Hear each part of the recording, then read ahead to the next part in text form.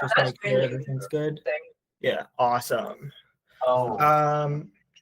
This was originally supposed to be like so a bit about the structure of how this is going to be. I wanted to not do everything live, but also not have a video playing behind just in case I talk too slowly. So I recorded a bunch of smaller videos and I plan to put them in like a LibreOffice presentation. But I tried to do that yesterday. Whenever I played a thing, the entire X11 server would crash. Wow. So I kind of gave up on it, but then I just realized that instead of doing that, I can just do a really hacky MPV script. So I'm doing that instead, and then I'm going to just manually go through the code for some interesting parts. Where is it? Okay, this is welcome script, and so basically, I don't know. A lot of people have, probably most of the people watching this have been around on Tilda Town for more than, I want to say, 9 months, and maybe more have not even seen the earlier thing that Vil introduced like a couple of years ago. So the way you join now is you SSH to join at Tilda Town, and you do this whole kind of text adventure thing where you are asked a lot of cool questions and they like get to know you and send various links and stuff. And then eventually you get an email with an invitation code, and so you SSH to welcome at Tilda Town, and then it gives you another one of these really cool designs, and then you do all the things, and then it's really hands-on and like takes your hand through all of it, and you feel really immersed. But then you log in, and you're just plopped in here with like the MOTD is fine, but it's not really pointing you in any direction. And a lot of users are probably feeling like left alone, or like they can't figure out how to get to the IRC, or they can't, like BBJ has its own password and username system, so it's not really easy to onboard. Like the first time you open BBJ, it asks you to create an account. So it's really hard to like figure out what to do. So instead, what if you SSH into Tilda Town for the first time, and it gives you a little tutorial. Welcome to Tilda Town. We're glad you're here. This short tutorial will help you get accustomed to the terminal, the text-based user interface you need for interacting with Tilda Town. A lot of the all caps things are things that were we can't see the current video. We just saw the old one playing. The previous one. Yeah, we that's frozen. Well, it reanimated the MOTD print, and then we didn't see the welcome thing. What the hell? Well, now we can see it. There it is. Okay, interesting. Cool. Okay. Oh, there we go. Okay. Lovely. So it's just an introduction to the tutorial. Every time there's a word in all caps, that's copy edited by Vil. If you're here, this means you've successfully connected to Town over SSH, and then it tells you if you know what you're doing, press Control-C or Control-D or whatever, but press Enter to continue. And then it asks you for your pronouns, your birthday, and a really cool thing, it's a time zone thing that autofills, and I'm really proud of that one. You can try it for yourself. If you were in /town/bin/welcome, you can actually go through this by yourself. If you leave any of these empty, it won't update the existing thing, but you can like play around with the time zone and see how it auto-completes. I'll show you the jank that makes it work, but it's super cool. But then here's a cool part. It gives you a bunch of text about how to use the shell and what it is and bash, and the rest doesn't matter, and like gives you a bunch of things to do.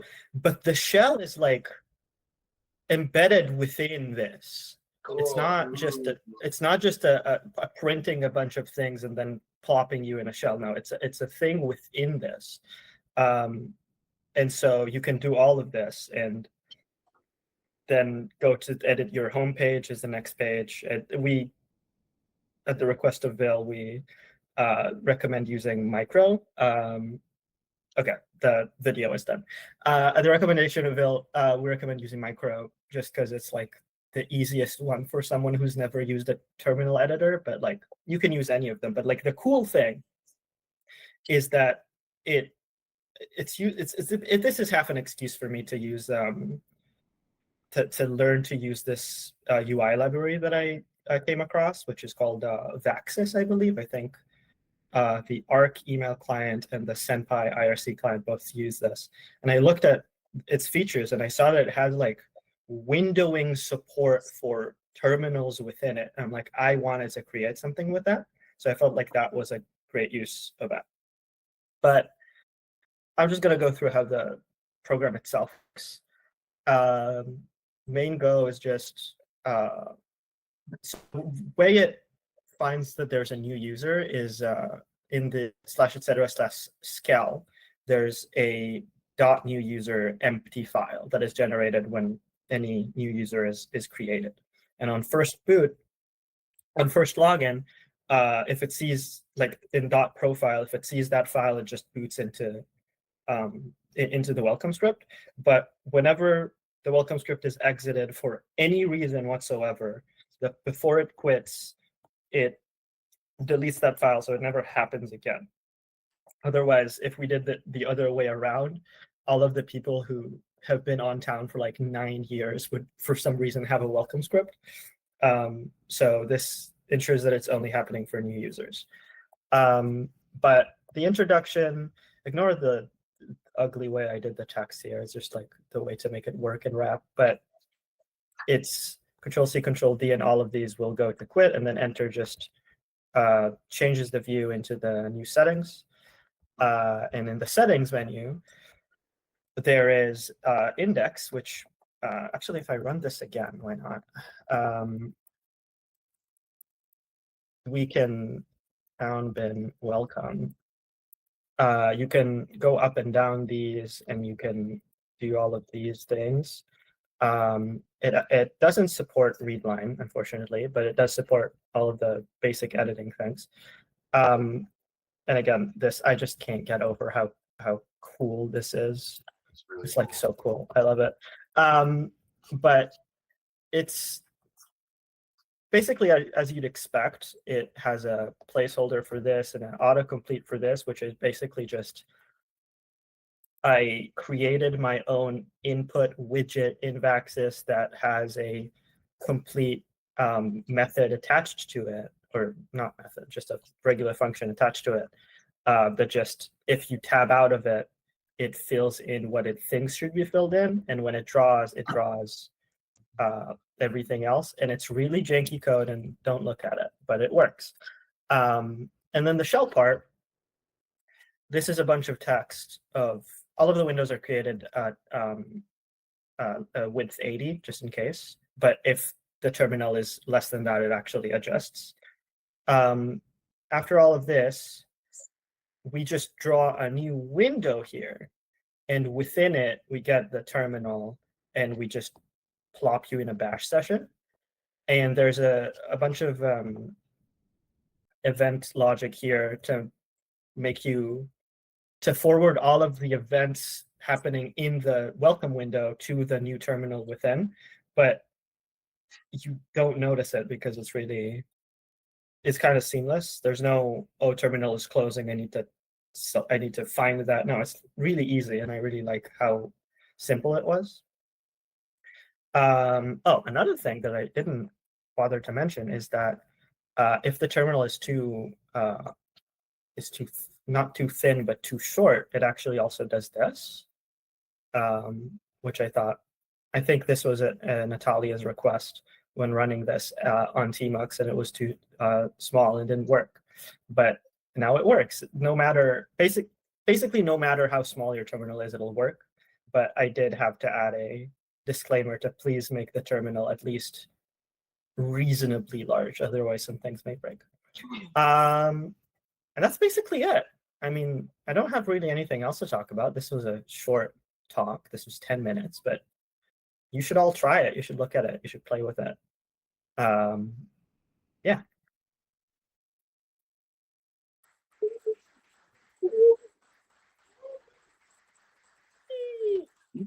I mean, first of all, Thank you so much for doing this. I wanted That makes you swear. I just don't want it to like start. Oh, yeah. I wanted an experience like this for years.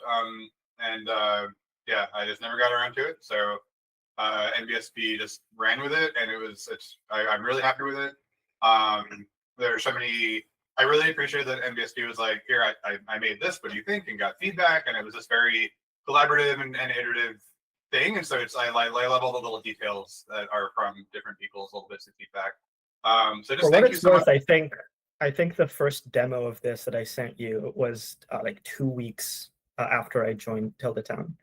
Yeah, you leapt into things. And yeah, I really appreciate this and other contributions that you made. So thank you very much, nbsp. Round of applause for all I contributed. Thank you. Is there any thought that we would like, perhaps after running welcome, it would dump out an output file that we could use to signal that it had been run before, and then on first login we could detect if that file was absent, and in lieu of MOT day, like run welcome script or something? The issue is like existing users would have it suddenly run for them. Yeah, that's true. And so that's why we added a file to Syscale. So Scale just drops a new user file in and then just deletes it. But that said, it's not like, I mean, the welcome script does useful things for existing users because it sets pronouns and takes a birthday. So like there's maybe a world where like we do like run the options part of it, but I don't know. I'm happy with this setup, and then just socializing this idea that like, hey, if you do want a little guy to help you set some settings, anyone can run welcome at any time, get that benefit. So sure, I'm happy with this arrangement. But I think like if people have ideas for other things that we could include in the welcome script, like it would be great to add even more stuff to it. But yeah, I'm happy with this. I really love the embedded shell. I think that's such a nice touch. Yeah, that's excellent work. But any other questions for nbsp or comments from anywhere? I thought I should mention actually, because this wasn't relevant to the thing, but I also created kind of similar to this the welcome bot in the Tilda Town channel, which is completely unrelated to this. But what it does is every once in a while it runs town stats, a command which outputs a frankly disgusting amount of JSON.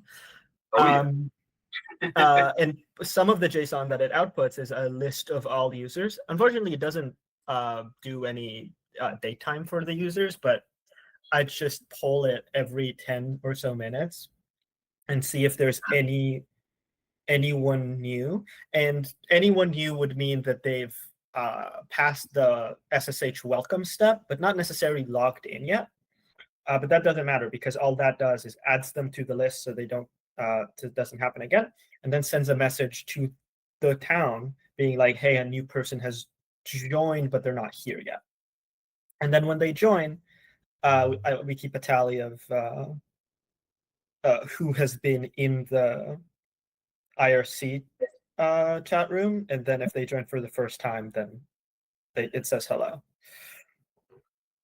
It's been a welcome. One time there was I think one of the rogue Emacs sessions accidentally made town stats output nothing, and so the file was overwritten, and the next time town stats was ran, the welcome bot accidentally said hello to 3,000 users.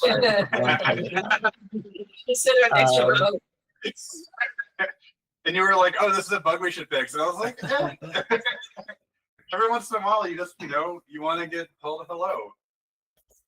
I do think that you should add some rate limiter, because they did kill it immediately, but it already sent everything.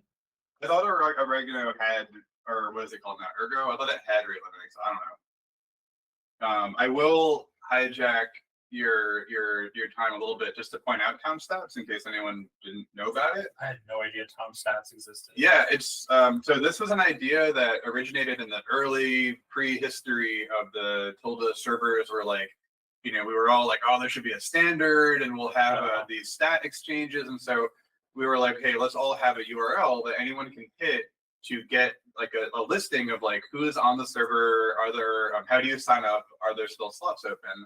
Cool. And that has all kind of fallen by the wayside, but internally we still have these statistics. And so at any time you can run time stats and it will give you details on every user when they, let's see, M time. So I think it's off of their index.html. It tells you the last time it was edited, or that's like the most recent edit they've done. I forget exactly what M time means, but it's just a recency indicator of how recently they've done something. Their index.html title, and then whether or not they've changed the index.html from the default state, so that you can kind of get an idea of like, did they ever actually show up and do something or not? And then all the way at the bottom of this payload is the blog.